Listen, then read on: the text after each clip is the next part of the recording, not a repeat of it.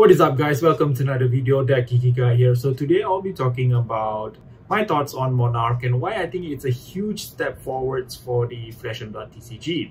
So before I get started, guys, I'm going to list out a bunch of timestamps down in the description below so you guys can check it out and skip to the topic that you guys think it's interesting to you guys. So there's a few, it's going to be broken down into a few sections that you guys can check out. So the first one, I'm going to compare Monarch to Arcane Rising and also WTR and why I think is the right direction to go. I'm not going to include a Crucible War since that is a supplementary set, so I'm going to skip that. Then the second one, I'll be talking about the 4 heroes that were introduced into the Monarch. And then the third one, I'm going to talk a bit on the Blitz deck. And the fourth, let's just touch on the Mentors that was introduced, another new mechanic introduced into the Monarch set. So all these 4 sections, I would say, it's going to be down in the timestamps below. So you guys can just click on it and jump to the topic that you guys feel that it is interesting. So let's start, I guess. So the first one, I'm going to compare Monarch to the WTR and Arcane Rising and how it adds so much depth to the game. So when WTR came out, so the objective of the set is basically just to introduce the game to the general public. So if you see all the heroes, they do make use of 2 things that is going to be used heavily in the subsequent set. So the 2 things that is being used here is the Arsenal and also the Banished Zone. So these 2, the Arsenal and also the Banished Zone. So if you guys take a look at the Arsenal, so of course all 4 heroes can Arsenal their cards. There are a few generic cards that make use of the Arsenal, such as the Springboard, Somersault and cards like that, Scour the Battlefield, just to name a few. They make use of the Arsenal, but you do not see the precondition of them having to be in the Arsenal on the first hand. So it's just a optional thing. Now the second thing that was introduced in WTR is basically the gameplay element that is there is the Banished Zone. So this is also touched very lightly.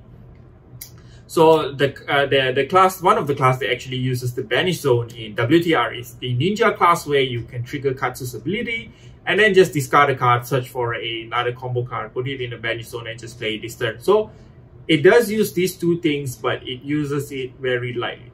So moving to Arcane Rising, so this way another layer of complexity gets added, where Arcane Rising touches on the arcane type damage. So a new type of damage is introduced into the Flesh and Blood TCG, which is Arcane. Now 2 heroes basically uses this arcane type damage, which is Kano and also Viserai. So they do utilize that arcane damage, and of course along with this comes a new set of equipments, the rune blocking equipment such as the Now Rune boots, the hood, and then the body and things like that. Now, besides arcane damage, you might see that the Arsenal is getting more use in the Arcane Rising set by the Ranger class. So Ranger class relies heavily on the Arsenal. So this is the second aspect that was touched upon in Arcane Rising. So you can see a new layer of complexity being added in each new set. So from WTR and Arcane Rising. Now the same thing is being done in Monarch here. Now in Monarch, the thing that is being used the most is the Banished Zone. Now if you guys see the new Shadow class and also Light class, I'm just going to touch them lightly. I'm going to talk more about the Shadow and also Light in the next section. Now just to put it lightly, so the Monarch set it relies heavily on the Banished Zone. So heroes such as the Shadow Runeblade, as you might notice, has the Blood Depth mechanic, and also the Shadow Brute, of course, Levia. So they utilize heavily on the Blood Depth mechanic, where it banishes a card into the Banished Zone and then lose life and things like that. So it relies heavily on the Banished Zone. So with each subsequent set, you can see a new layer of complexity being added. So that's why I think it is already, we can get a good sense that Monarch is adding a much depth to the Flesh and Blood TCG. Now this is just a very light overview comparing it to the WTR and also Arcane Rising. Now let's take a look at the heroes. So the 4 heroes that we got in Monarch is the Shadow Brute, Shadow Runeblade, a Shadow Warrior, a Light Warrior, and also the Light Illusionist. So in that sequence. So what I found very interesting is instead of going with four whole new classes, they instead introduce 3 variations of the current class and 1 new class. So I think I'm putting it in the right way. So the 3 variations are the Warrior, Brute, and also the Runeblade. And then the final one is a whole new class which is called the Illusionist. Now I think this is a very good move because it also adds it also means that Monarch can provide new set of cards for the current classes, which is the Brute, the Warrior, and also Runeblade. You can see that some of the Runeblade cards are being leaked, being spoiled. I think spoil is the right word. So being spoiled is basically usable in the current classes. So Warrior can get some new cards from Bolton, and then we have the Runeblade cards, which is being used by Chain, can be used by Viserai, and then of course Levia has some cards, Brute cards such as Pulping. Pulping can be used by the current Brute, which is Rhina as well. So these are some of the choices that I think very interesting. So they do not just go ahead and throw in a bunch of 4 new heroes. So instead they create a variation of 3 and then another 1 whole new hero just for us to scratch our itch of having a whole new hero, which is the Illusionist. So it should be noted that the Illusionist itself is also a light Illusionist. So Prism is a light Illusionist. So most probably in the future, they're going to be having a dark Illusionist. So this is the choice I think is excellent in this case. So it also gives some new cards to the current heroes while also expanding the gameplay mechanic and also the lore with the introduction of shadow cards and also light cards, and then the shadow cards having some counter towards the light and then light having some counters towards the shadow. So that's very interesting.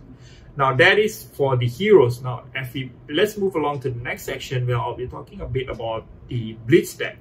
So you can see that Legend Story Studios is really pushing towards the Blitz format for Monarch.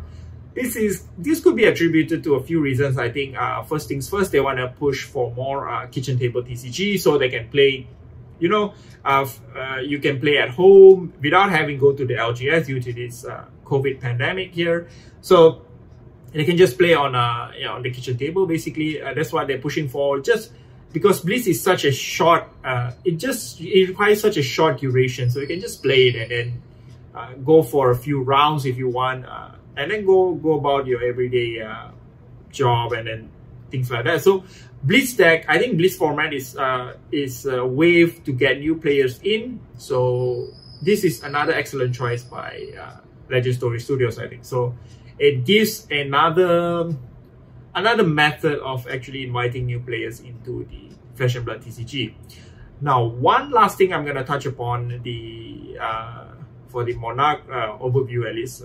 Which I think is excellent, is the mentor system, which is another new thing, another new gift in terms of gameplay mechanic, another layer that is added to the Blitz format, which is the mentors. So mentors, I guess I have no idea yet. Will it be good? Will it be bad? It is provided within the Blitz deck. So it really depends whether you value Arsenal more, or you want to have your mentor stay in your arsenal for 3 turns. So that is to be seen. So that is also another layer of gameplay mechanic that was introduced, which I found very interesting.